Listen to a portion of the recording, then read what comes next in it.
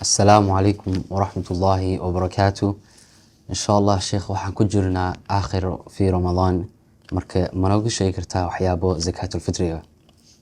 الحمد لله رب العالمين والصلاة الله وسلم على نبينا محمد وعلى آله وصحبه أجمعين. أما بعد، زكاة الفطر waxay ka mid tahay waajibaadka qofka muslimka laga doonayo maalinta ciida ka hor. waxay fuqahadu dhahaan waa zakaatul abdaan, zakaatul amwaal iyo zakaatul abdaan baan haysanaa.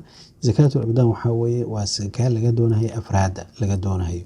ولذلك عبد الله بن عباس رضي الله عنه وحوله فرض رسول الله صلى الله عليه وسلم زكاة الفطر صاعا من تمر، صاعا من عقط، صاعا من شعير، صاعا من بر على العبد والحر والذكر والأنثى. النبي صلى الله عليه وسلم فرض على زكاة الفطر وحانو فرض علي ترقي ضمركي أدونكي حركي صاع ما عرفتي تمر أما صاع هذا أما صاع دير أما صاع بريس، يعني قوت الغالب كدتك وحي مركا إيدا ما عرفتي عمنا. هذا وحقول بدنا دتك قوت الغالب هو بريسك صاع مركا لبكي لي بر أي مركا إيدا ودقما qof walba oo muslim markay zakadaas inuu bixiyo ayaa laga doonaya.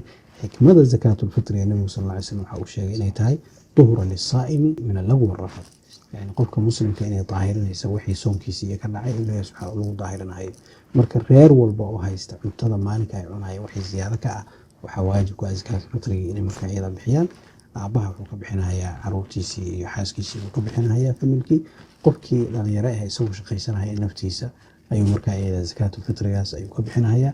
marka zakaatul fitriga waxay kamid tahay fard waa waajib weeye. waliba waxaa fiican qof walba inuu barto axkaamta zakadaas iyo hadduu ilaahay ku weeyay qaabkii loo bixin lahaa inuu barto ayaa markaa iyada la doonaya. ilaahay subxaanahu wa tacaala in laga aqbalo ramadaanka ciidana anagoo barwaaqaysan oo khayraysan ilaahay subxaanahu wa tacaala in la geeyo. ilaahayna ramadaanka inuu khatimo biridwaanihi subxaanahu wa tacaala. صلى الله وسلم على نبينا محمد وعلى آله وصحبه أجمعين والحمد لله رب العالمين. بارك الله فيكم وجزاكم الله خير شيخ. السلام عليكم ورحمة الله وبركاته. السلام ورحمة الله.